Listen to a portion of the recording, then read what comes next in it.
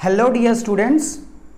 तो welcome back in my YouTube channel अपनी तो पाठशाला। मैं आपका प्रिय शिक्षक रत्नाकर आप लोगों के लिए एक सुंदर सी poem the voice of rain लेके आ गया हूँ, जो हॉर्नबिल से चैप्टर नंबर 4 की है।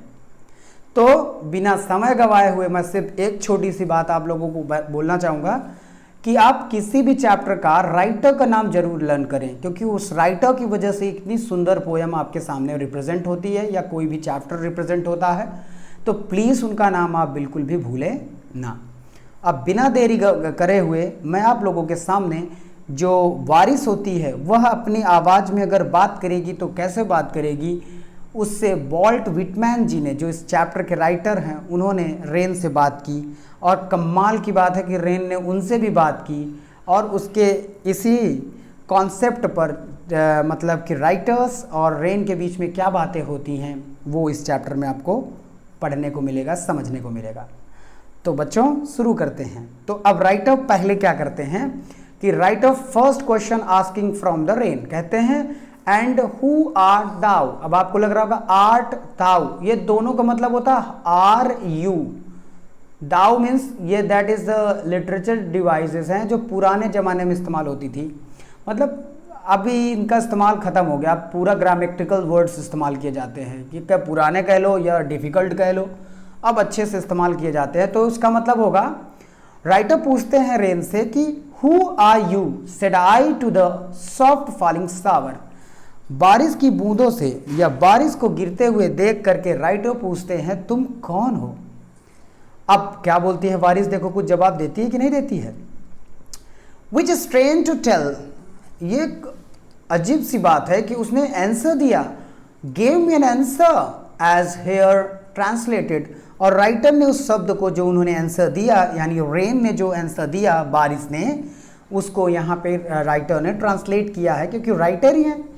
तो क्या उन्होंने आंसर दिया, I am a poem of the earth, मैं पृथ्वी का गीत हूँ। पोएम मतलब कविता, चाहे कविता का हो गीत ही, कोई भी कविता ही पहले बनती है फिर उसको गीत में पिरोया जाता है। तो वो कहती हैं कि मैं पृथ्वी का गीत हूँ। Said the voice of rain, rain ने अपने आवाज़ में वॉल्ट विटमैन जी को आंसर किया। इटर्नल, अब आगे क्या बताती हैं, eternal I rise impalpable out of the land and the bottomless sea। अब देखो बच्चों, इसमें तीन वर्ड है, जैसे इटर्नल है, इम्पैल्पेबल है। तो इटर्नल मतलब होता है अनएंडिंग, ऐसी चीज जिसका अंत ही ना हो। तो वो आगे बताती हैं रेन की मैं वो हूं जो कभी समाप्त नहीं होती हूं। इम्पैल्पेबल मीन्स होता है अब ऑपरेशन या वो प्रक्रिया, भी आपको समझ में आएगा, जिस चीज़ को हम छू ना सकें या जिस चीज़ को हम सिर्फ महसूस कर सकते हैं, देख नहीं सकते, छू नहीं सकते, वो इम्पैल्पेबल कहलाती है। Out of the land and the sea, bottomless sea. अब बाकी तो आपको मीनिंग पता है। तो ये कहती हैं कि मैं वो हूँ जो कभी मेरा समापन नहीं होता, मैं कभी अंत नहीं होता। आप मुझे देख नहीं सकते, कब, जब मैं अनंत सागर से उठती हूँ। अनंत सागर बॉटमलेस सी का मीन्स होता है जिस समुद्र में बहुत सारा पानी होता है, इसलिए इसको बॉटमलेस बोला जाता है, जिसका बॉटम ही नहीं होता। तो वो बोलते हैं अनंत समुद्र से जब मैं उठ करके ऊपर जाती हूँ, दैट मीन्स, समझ पा रहे हो बच्चों, कि एवोपरेशन की प्रक्रिया होती है, जिस प्रोसेस के कारण पृथ्वी पर हवा या बारिश होती है, तो वो पहली प्रोसेस होती है धूप के कारण, यानी जब सूर्य की गर्मी बढ़ती है, सूर्य पर पड़ती है, मतलब पानी पर, तो एवोपरेट होकर, बाष्पीकरण होकर के ऊपर जाती है। तो रेन कह रही है कि जब मैं ऊपर की ओर जाती हूँ तो मुझे तुम देख नहीं पाते हो, लेकिन मैं जाती रहती हूँ, मतलब मेरा अंत रहता नहीं है, मैं चलती रहती हूँ। कहाँ से जाती हूँ, समुद्र से, जो पानियों से भरा हुआ रहता है। अब आगे क्या कहती, कहाँ जाती हैं, upward to the heavens, whence, whence माने फ्रॉम वेयर। यहाँ भी देखो जैसे आर्ट था फ्रॉम वेयर, तो अपवर्ड मतलब ऊपर की ओर, हेवन मतलब आसमान या अंतरिक्ष बोल सकते हैं। तो वो समुद्र से वाष्पीकृत होकर के आसमान की ओर चली जाती हैं। फिर वहां जाकर क्या, वेगली फॉर्म्ड, बदलाव होता है, ऑल टुगेदर चेंज्ड, उनमें एक साथ परिवर्तन आ जाता है, वो बदल जाती है। यानी जो वाष्पीकृत हवा के रूप में होती है, वाष्पीकरण के कारण वो ऊपर जाके बदल जाती हैं, यानी बादल बन जाती हैं। एंड एट द सेम, और कहती हैं मैं बादल तो बन जाती हूँ लेकिन मैं रहती बारिश ही हूँ, पानी ही हूँ, पानी की बूंद ही हूँ।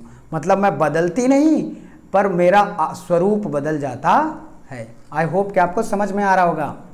आगे क्या थी बच्चों, अगली लाइन में रेन फिर बोलती है राइटर से, आई डिसेंड टू लेव द ड्रॉट। अब डिसेंड मतलब होता है नीचे गिरना। अब ऊपर तो पहुंच गई, अब उसके बाद जब बारिश का मौसम आता है आपको पता ही है, तो हवाएं चलती हैं, फिर बादल चलते हैं, उसके बाद बारिश होती है। तो वो कहती है फिर नीचे की ओर गिरती हूँ। आई डिसेंड टू लेव अ ड्रॉट। कहाँ गिरती है? ड्रॉट मतलब सूखा, सूखे जगहों पर गिरती है। एटॉमीज मतलब छोटे छोटे कण।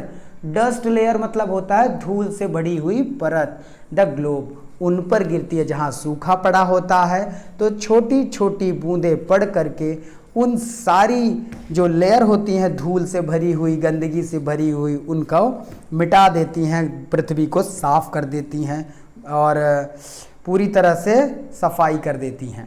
तो ये कह रही हैं कि मैं कितना काम करती हूँ देखो।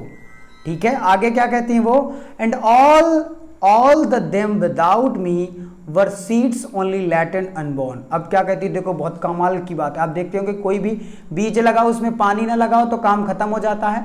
तो कहती है all that in them without me were seed only latent unborn.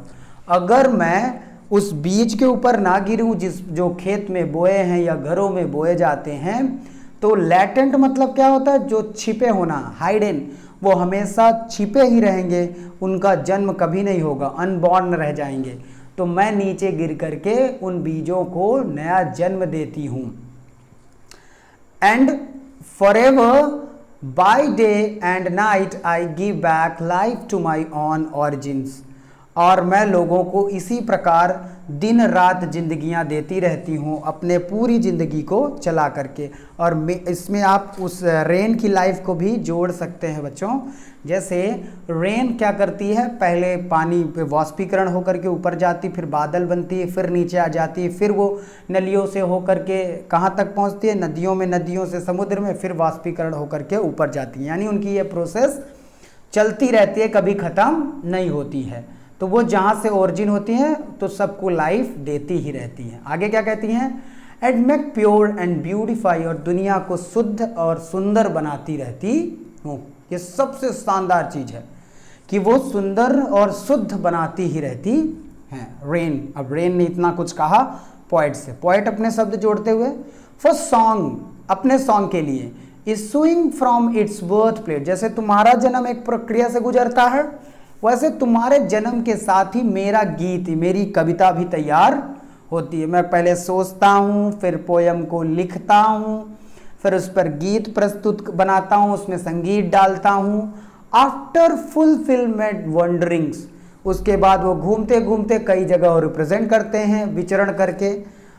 पूरा होने के बाद वो, जैसे तुम पूरी होती रहती हो फिर अपनी प्रक्रिया चालू करती रहती हो, वैसे राइटर उसको अपने साथ कंपेयर करके जोड़ रहे हैं कि मैं भी ऐसे ही करता रहता हूँ।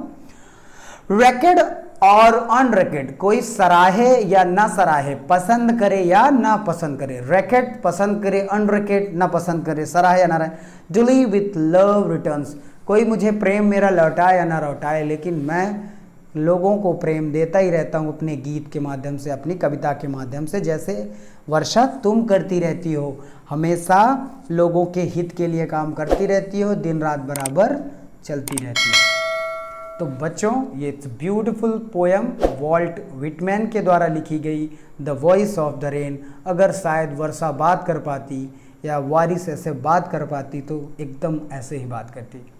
तो अगर आप लोगों को ये पोएम अच्छी लगती है तो प्लीज़ शेयर करिए और कम से कम पढ़िए तो ज़रूरी। Thank you so much, we will meet soon.